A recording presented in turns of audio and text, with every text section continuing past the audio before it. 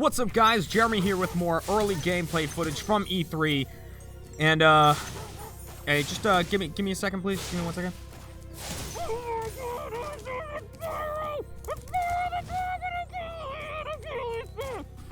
Alright, sorry about that. I had to sneeze. But seriously, I got a chance to play Spyro the Reignited Trilogy, or I think it's just Spyro Reignited Trilogy. There's no "the" in it, if I'm not mistaken. But yeah, I got a chance to actually sit down and play 3 levels from Spyro.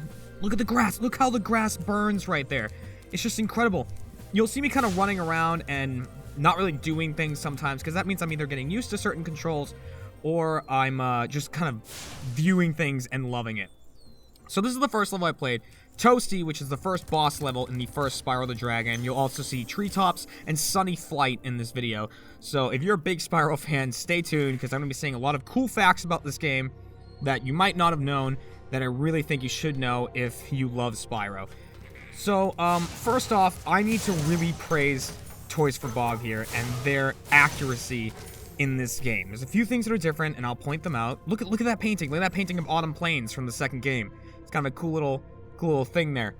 But they actually, for accuracy, they matched this game up with the originals on a frame-by-frame basis. So things are sitting in the exact same frames as they were in the originals. His movements are all exactly the same. It's awesome, but they also added in their own little tidbits like this. Like if you look at Sparks right here, I've gotten hit twice, so Sparks is green. And look at him, he's also kind of droopy. His eyes kind of twitching a little bit. He's really beat up. That's kind of a cool little thing that they added that you couldn't have in the original game. Now, there are some things that are different, and I don't know if this is just the way my controller was set when I was playing this, but the triggers did not move the camera like it did in the original. It was actually the right stick that did it, because there is full analog support for this game, which there didn't used to be. I'm very used to using the directionals, and this is me just kind of checking out the skybox. As you can see, hitting triangle or Y, depending on which controller you're using, will still go into a look mode. It's actually on a toggle, so you just hit Y, you go into it, tap Y again to go out. But accuracy like this, the shaking noise of the Trapped Dragon is lifted straight from the originals. And as you can see, Devlin right here, he's got a little paint. I forget what that thing's called that he's holding, but you know, he's a painter, and he has his own personality. And that's a big thing about this game that Toys for Bob really wanted to let us know, is that every single dragon in the first Spyro game in this Reignited Trilogy is different. They all look different. There's no reused skins like there was in the originals. They all have their own personality. They all have their own clothing. It's just amazing. And now here's Toasty that we're fighting right now. And you can see the attention to the animation in him. The way he runs, the top half of him kind of flails back because he's, you know, a sheep on stilts dressed as a scarecrow. I think that's really, really awesome. But, yeah, you know, that little detail of the Trapped Dragon shaking and using the exact sound from the original, that's amazing. You know, they really, really do care about people like me and like a lot of people out there who love the originals.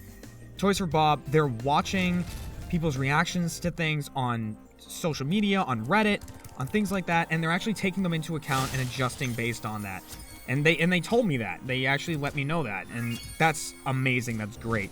And I don't know if you noticed in that, you probably couldn't hear it, but the music in the background, it's revamped, it's revitalized from the original, and they actually added to it to where I went to fight Toasty. The music kind of picked up a little bit, and you know, some drums kicked in, and it changes now depending on what you're doing. But it is still based off of Stuart Copeland's original score for this game. It is all based off of that. It's just upgraded. It's incredible. So now we're on Treetops, which is one of the levels in the 4th world in the first Spyro game, Beastmakers. And this one really blew me away, because if you look at the enemies, you can see they're sort of primate-like. You know what I mean? They're kind of monkey-ish. And I thought that was really cool, because I never really pictured them that way. And it occurred to me that the enemies are all polygons, and they have to be interpreted a certain way. And everything I've seen so far from Toys for Bob has been just incredible. This is really creepy, though. So here's one of these extra life containers. Look at the fingers when they come out. Look how creepy this thing is. Ready? It's like terrifying. It's just terrifying. So I was trying to show you what the extra life looked like there. It looks exactly the same as it did in the original. It's just a tiny dragon statue. It's great. So here is one of the Beast Maker's dragons. This guy right here, I forget his name. Lyle. So here's Lyle. It's kind of a big dude here. Like, check him out. Look at this. Greetings, Spyro. For an amazing tour of the treetops. Don't just stop And you'll notice that he kind of has scales that look like fins on the sides of his head and his body, and that's something that they kept from the original Spyros. The Beastmaker's dragons did look like that. So now on to things that are different. So I know people might be a little against these. Here's these pop-up chests. They look great. People are against things being different, and I totally understand that, but, you know, I'm giving you a heads up now. The first thing is the Supercharge felt a little wonky to me. I did eventually figure it out, and Supercharge, as you know, is a big part of this game, especially in this level.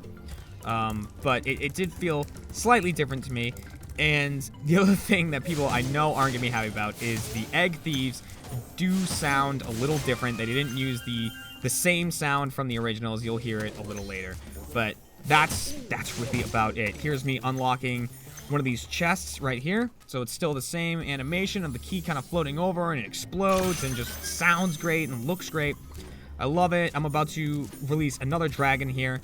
I'm trying not to cut too much because I know you guys want to see as much as you can, but at the same time, I want to keep this video short if possible. So here's just another, just looks amazing. Look at him, like, totally different from the last dragon. He doesn't look anything like the other Beastmaker's dragon that we saw. With his own clothing, his own look and everything. So here's what I was talking about with the Supercharge. Now I remembered how to do this crazy series of jumps right here. But I was just having trouble figuring out the Supercharged jump to the glide. Something about it felt a little off to me, but it was probably just me messing it up. As you can see, I missed the jump there. And I missed it several more times. I cut all that out, and I'll show you. I did get it a little later. I'll show you there.